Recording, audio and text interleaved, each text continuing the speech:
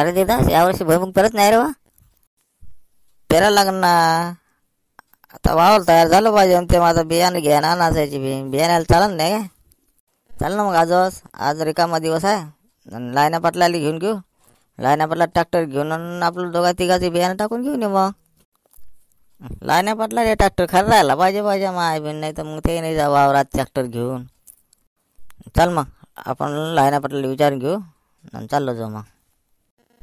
का हो लायना पाटील आहे काय ट्रॅक्टर रिकामा आज?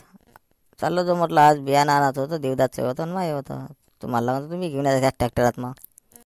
सरपंच आहे म्हणे झाला म्हणून बियाणाला, तर मग ते त्या ट्रॅक्टर घेऊन माय घेऊ. दोघं जण चाललो जाऊ आपण आता 2-4 जण. मग आपल्याला बियाणं आणायला झुमऱ्याला घेऊन घेऊ.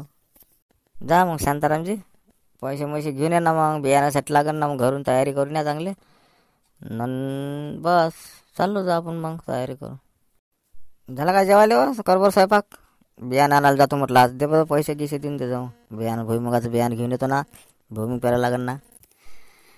काय बापा तुम्ही वेळेवर सांगता. इथं जा लागते तिथं जा लागते, बियाणं आणायला जा लागते. मी म्हटलं आज कार्यक्रम ठेवतो म्हटलं हळदी कुंकाचा, तर तुम्ही म्हणता आता जा लागते म्हणून. वारातून चक्कर मारून ये जा ना पहिले, नंतर मग बियाणं आणायला जाता. बाहेरचे मोठे कार्यक्रम राहते पाहिजे माय बिन. हळदी कुंकाचे आनंद कायचे. आता स्वयंपाक व्हायचा आहे. देवदास वाट पाहून राहिला तिकडे. मला बोलावलं त्यानं लवकर जाऊ म्हणे. बरं बापा, मी आता स्वयंपाक करून देतो तुम्हाला आणि तुम्ही जेवण करून घ्या, नंतर मग चालले जा. बियाणं द्या बरं आम्हाला भुईमुगाच्या ताईला. कसं काय भाव कसे आहे, कोणतं वाण पेरलं लागते, कोणतं लवकर येते, कोणतं चांगलं पिकते. द्या बरं काढून कोणते आहे आता. घे ना हे बियाणं आहे. हे लवकर येणार आहे पण चांगलं माल जास्त धरते. आणि ते काही टोपण पद्धतीने लावावं लागते बरोबर बाया सांगून. तुम्हाला वेळ लागते पण बाया सांगायला, पण पिकते चांगलं.